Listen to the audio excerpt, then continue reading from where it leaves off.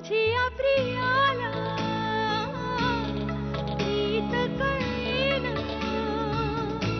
मला तुम्हाला काहीतरी सांगायचंय.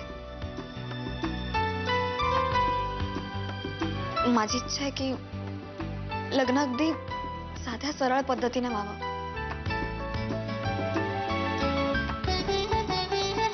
माधुरी म्हणते ते पटतंय मला. आपण रजिस्टर मॅरेज करू. त्यानंतर एखादा रिसेप्शनचा कार्यक्रम ठेवूया. म्हणजे तुमचे नातेवाईक आमचे नातेवाईक एकत्र येतील.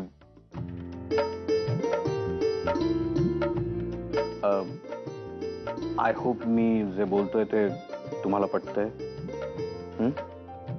हो चालेल.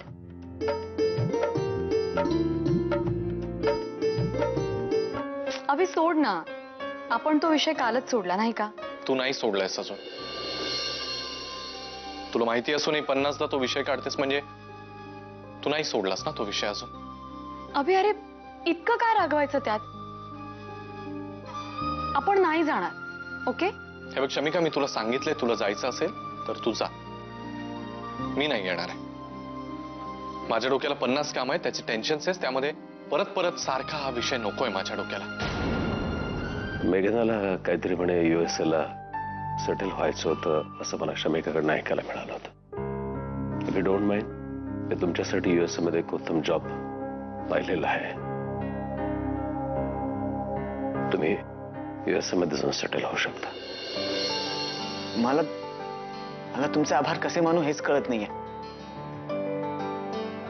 अहो मेघना तरी ऐकून आनंदाने वेडीच होईल.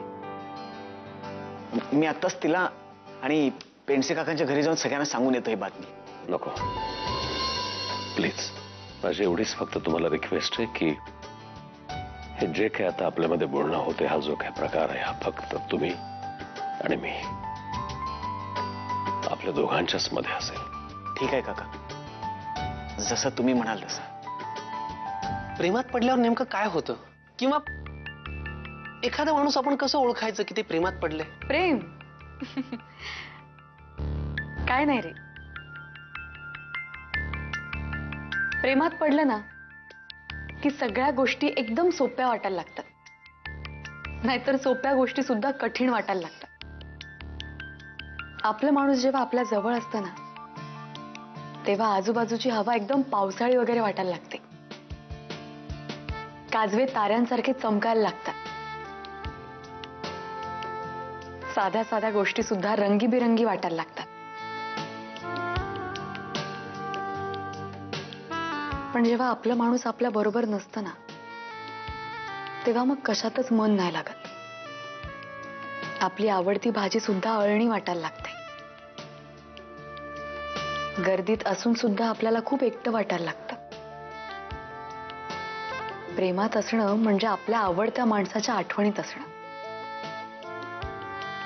बाकी काय नाही. एक निर्णय मी खूप वर्षांपूर्वी घेतला होता. आता दुसरा निर्णय पुन्हा एकदा घ्यायची वेळ आली आहे. अनिरुद्ध, दूर जायचंय ना तुला? मग मी करते ना तुझी इच्छा पूर्ण. खूप खूप दूर पाठवते बघ मी तुला. खूप लांब जाताय तुम्ही. मी पुन्हा पाहू शकेन ना तुम्हाला डॅड? मला भेटायला पुन्हा याल ना? सॉरी, मी नाही येऊ शकले तुम्हाला भेटायला. पण मी इथूनच प्रार्थना करीन की तुम्ही खूप सुखात राहा.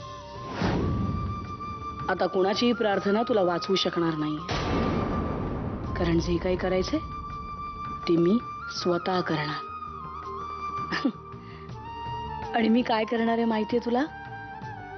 अनिरुद्ध, मी तुझी तीच अवस्था करणार आहे जी नीनाची केली होती. So mister Raje, bye. नाही, बाय नाही, अ व्हेरी गुड बाय. कायमसाठी गुड बाय.